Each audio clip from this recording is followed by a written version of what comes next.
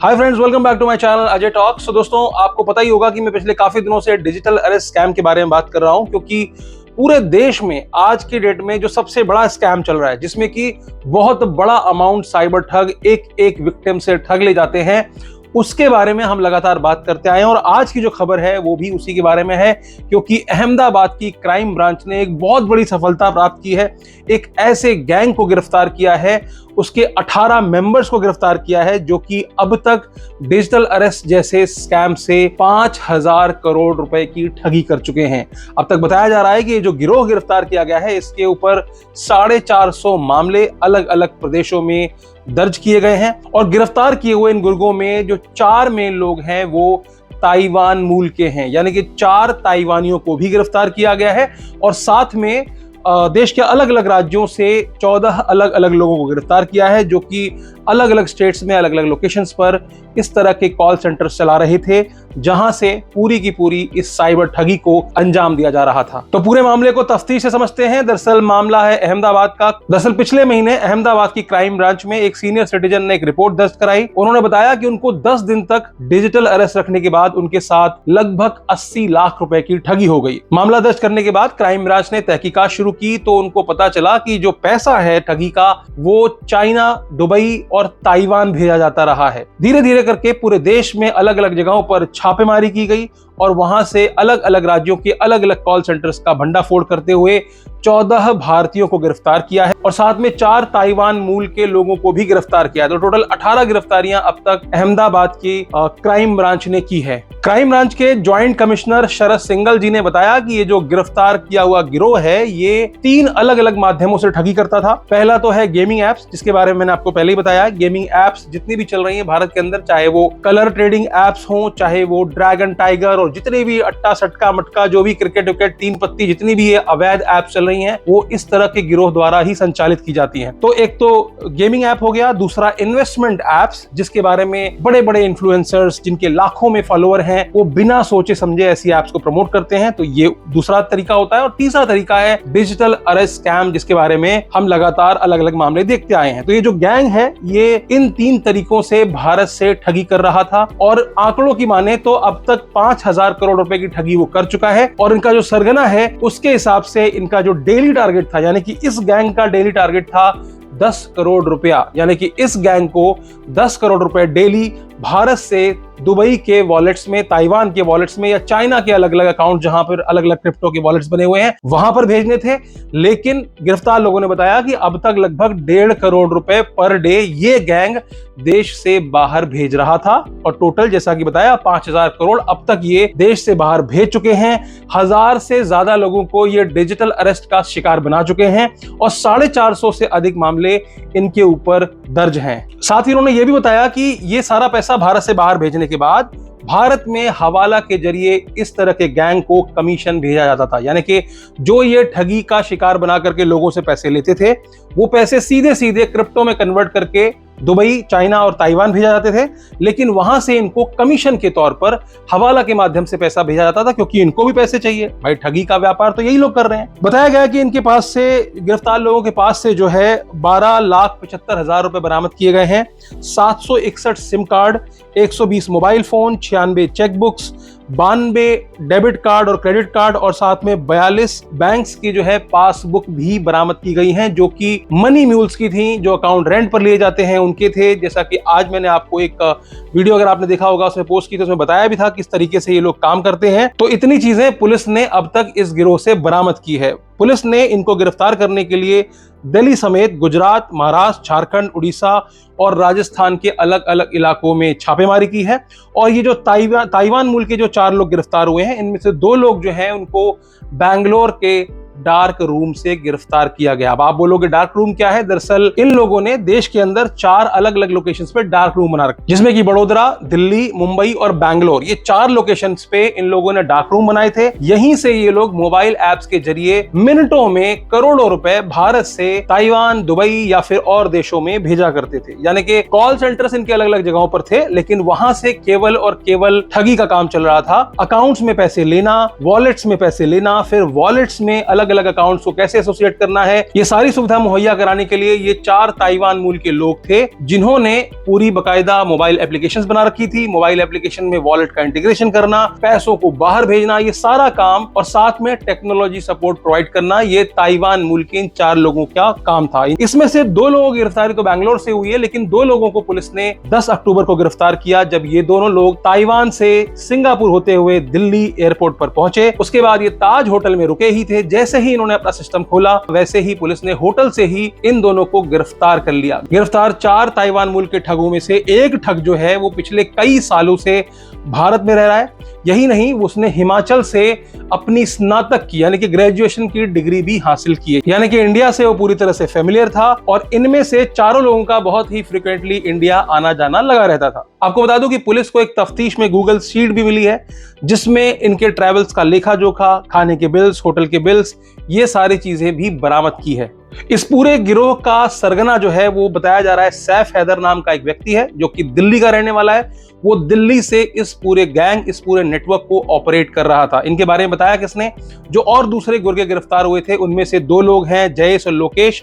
उन्होंने सैफ हैदर के बारे में बताया कि इस बंदे को गिरफ्तार करो, यही हमारा मुखिया है, यही जो है पूरे देश में इस नेटवर्क को संभाल रहा है। अब यहां पर एक समझने वाली बात और है कि ये कोई छोटा मोटा गैंग नहीं है, या सिर्फ ये इकलौता गैंग नहीं है जो इस तरह के स्कैम में शामिल है। इसमें बताया गया कि ये जो स्कैमर्स हैं, जो ठग हैं, जो इनके मुखिया हैं, जो सरगना हैं, जो कि देश से बाहर बैठे हुए हैं, वो लोग भारत से भोले भाले लोगों को जॉब्स के नाम पर, अलग अलग कंट्रीज में जॉब्स के नाम पर ऑफर्स दिया करते थे कि आपको ताइवान में जॉब है या दूसरे देशों में जॉब है, और उसके बाद उनको फिलीपींस के रास्ते कंबोडिया ले जाते थे। कंबोडिया ले जाकर के उनका पासपोर्ट छीन लिया जाता था। वहां पर बकायदा उन्हें कॉल सेंटर की ट्रेनिंग दी जाती थी।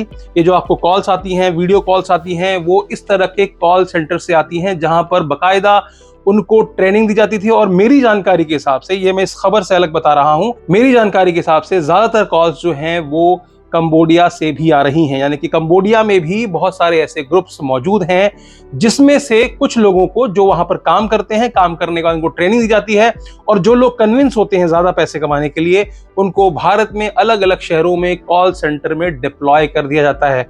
उनको प्रॉपर जिम्मेदारी दी जाती है कि भाई मुंबई में तुम चलाओ, बैंगलोर में तुम चलाओ, असम में तुम चलाओ।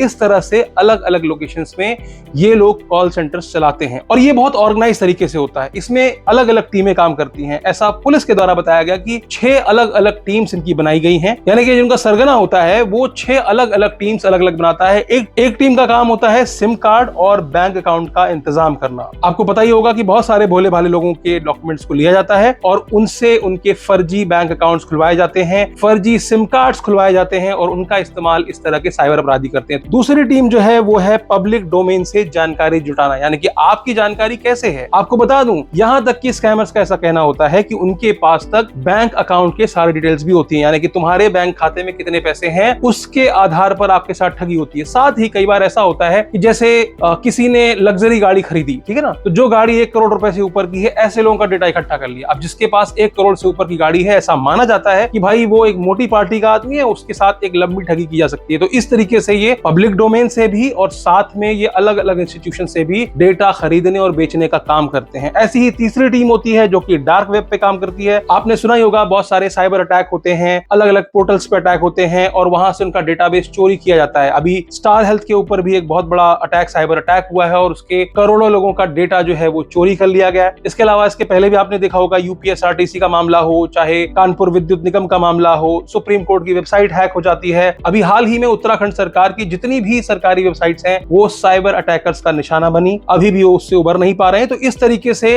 ये डेटा चोरी करके डार्क वेब पे बिकता है। तो एक टीम जो होती है वो इनकी डार्क वेब पे संलिप्त होती है। अगली टीम जो होती है वो कॉल सेंटर मैनेज करती है, जिनके बारे में मैंने बताया। उसमें इस तरह के लोगों को रिक्रूट किया जाता है, जिनको बाहर ट्रेनिंग दी जाती है, और कई सारे जो है बाहर से ही लोग कॉल सेंटर का ऑपरेट कर रहे हैं। फिर इनकी एक टीम होती है जो होती है एक्सपर्ट टीम, पैसों का ट्रांसफर करना, ये वो करना, वो सारी चीजें करती है। और एक टीम होती है जो होती है टेक्निकल टीम, जिसका काम होता है अलग अलग एप्स को बनाना। आपने देखा होगा कि आज कलर प्रेडिक्शन के नाम पे ये वेबसाइट चल रही है, तो कल दूसरी चल रही है, परसों तीसरी चल रही है। इस तरह से अलग अलग जो है वेबसाइट बनाई जाती हैं, उनके साथ अलग अलग वॉलेट को इंटीग्रेट किया जाता है और जो पैसा साइबर ठगी का आता है, जैसे डिजिटल अरेस्ट से आया हुआ पैसा इस तरह के वॉलेट्स में डाला जाता है जो कि गेमिंग वाले वॉलेट हैं या कुछ भी है, और वहां से जो डेली बेसिस पे विड्रॉल्स मिल रहे हैं लोगों को, वो विड्रॉल्स भी इन्हीं पैसों से होता है। मतलब ये सब आपस में कनेक्टेड है, चाहे वो गेमिंग वाले ऐप हो, चाहे वो इन्वेस्टमेंट ऐप्स हो, चाहे डिजिटल अरेस्ट स्कैम हो, चाहे प्रीपेड टास्क स्कैम हो, ये सारे स्कैम्स जो हैं वो एक दूसरे से कनेक्टेड होते हैं। यानी कि इनमें जो पैसों का रोटेशन होता है वो उन्हीं बैंकों से होता है जिन बैंकों का इस्तेमाल डिजिटल अरेस्ट के लिए किया जा रहा है, वही दूसरे तीसरे चौथे स्कैम के लिए किया जा रहा होता है।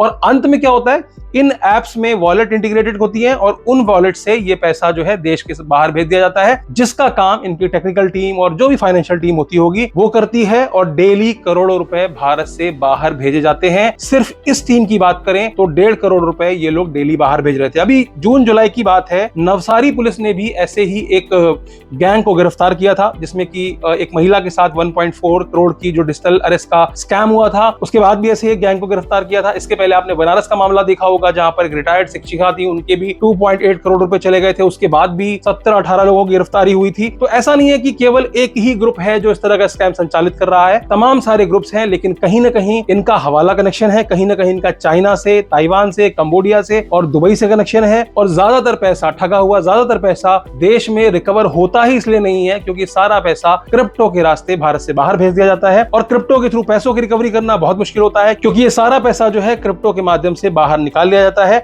और इंडिया में विक्टिम्स के जो रिकवरी का रेशियो होता है बहुत कम हो जाता है क्योंकि पैसा भारत में है ही नहीं। और ये जो साइबर अपराधी हैं, जो गुर्गे हैं, इनको हवाला के माध्यम से पैसा मिलता है, तो वो आप कड़ी जोड़ नहीं सकते क्योंकि क्रिप्टो से पैसा कहां निकला है, हवाला से कहां से आया है, किसको आया है, ये दोनों बिल्कुल डिफरेंट चीजें होती हैं। लेकिन फिर भी इस तरह की जो गिरफ्तारियां हैं वो तारीफ के काबिल हैं, और उम्मीद करता हूं कि भविष्य में भी अलग अलग राज्यों की जो पुलिस है वो इस तरह के प्रोएक्टिव एक्शंस लेंगी और इस तरह के गैंग्स को गिरफ्तार करके उनको सलाखों के पीछे भेजा जाएगा। जिन्हें अभी भी नहीं पता कि डिजिटल अरेस्ट स्कैम क्या होता है, उनको संक्षेप में समझा देता हूं। आपको एक कॉल आती है जिसमें आपको बताया जाता है कि आपका कोई कोरियर ताइवान भेजा जा रहा था जिसमें कि ड्रग्स मिला है या फर्जी डॉक्यूमेंट्स मिले हैं, कुछ भी मिला है, तो आप डर जाते हो कि भैया मेरा तो ऐसा कोई कोरियर है ही नहीं, मैंने तो ऐसा कुछ भेजा ही नहीं है। या इसके अलावा ट्राई का कॉल आ सकता है कि आपका फोन नंबर 2 घंटे के अंदर बंद कर दिया जाएगा या आपका बैंक अकाउंट 2 घंटे में बंद कर दिया जाएगा। इस तरह के ऑटोमेटेड कॉल्स आते हैं, फिर आपको डराते धमकाते हैं और आपको बताते हैं कि आपके आधार कार्ड का इस्तेमाल करके कुछ अवैध धंधे किए जा रहे हैं, कुछ मनी लॉन्ड्रिंग के केसेस दर्ज किए गए हैं, आपके नाम से एक दूसरा सिम कार्ड जो है वो दर्ज कर लिया गया है, तो अब इन्वेस्टिगेशन में आपको कोऑपरेट करना है। फिर आपको आपके ही घर में आइसोलेट करके वीडियो कॉल के जरिए आपको डिजिटल अरेस्ट किया जाता है कि आप अपने घर में अरेस्ट हैं। और अंत में अलग अलग अधिकारी, चाहे वो सीबीआई के फर्जी अधिकारी हों, आरबीआई के फर्जी अधिकारी हों, कस्टम्स, नार्कोटिक्स, इस तरह के फर्जी अधिकारी बार बार समय समय पर वीडियो कॉल्स के जरिए आपको डराते हैं, धमकाते हैं, एलिगेशंस लगाते हैं, और उसके बाद अंत में आरबीआई का एक फर्जी अधिकारी आपसे कहता है कि भैया आपके जो अकाउंट में पैसे हैं उसकी इन्वेस्टिगेशन करनी है, तो हमारी एक सेफ कस्टडी अकाउंट है, उसमें आपको अपना सारा पैसा ट्रांसफर करना पड़ेगा, फिर हम आपके खाते की जांच करेंगे, और अगर आप सही पाए जाते हैं, जैसा कि आप शुरू से दावा कर रहे होते हैं कि मेरा इसमें कोई हाथ नहीं है, तो आपको सांत्वना देते हैं कि अगर आप सही पाए जाते हैं तो ये सारा पैसा आपके खाते में वापस कर दिया जाएगा। यहीं पर चूक हो जाती है, लोग अपना सारा पैसा अंत में, यानी कि शुरू से लेकर के लास्ट तक 10 दिन तक कोई डिजिटल अरेस्ट है तो 9 दिन तक पैसे की बात की ही नहीं जाती है, 10वें दिन पैसे की बात की जाती है। डरा हुआ आदमी इन्वेस्टिगेशन से बाहर निकलने के लिए, अपने आप को सही प्रूव करने के लिए वो सारा पैसा ठगों के अकाउंट में डाल देता है, और ये ठग यहां से सारा पैसा क्रिप्टो के माध्यम से बाहर के देशों में भेज देते हैं, जैसा कि मैंने आपको पूरा मॉडस ऑपरेंडी समझा ही दिया है। तो आज के लिए सिर्फ इतना ही, फिर मिलेंगे किसी और वीडियो में। उम्मीद करता हूं कि आपको वीडियो अच्छी लगी होगी, अच्छी लगी है तो लाइक कर दीजिएगा, दोस्तों रिश्तेदारों तक इस तरह की इंफॉर्मेटिव वीडियोस जरूर शेयर किया कीजिए ताकि वो भी इससे अवेयर हो सकें। और अंत में फिर से कहूंगा, हंसते रहिए, मुस्कुराते रहिए, और सबसे जरूरी चीज, साइबर सुरक्षित रहिए। धन्यवाद।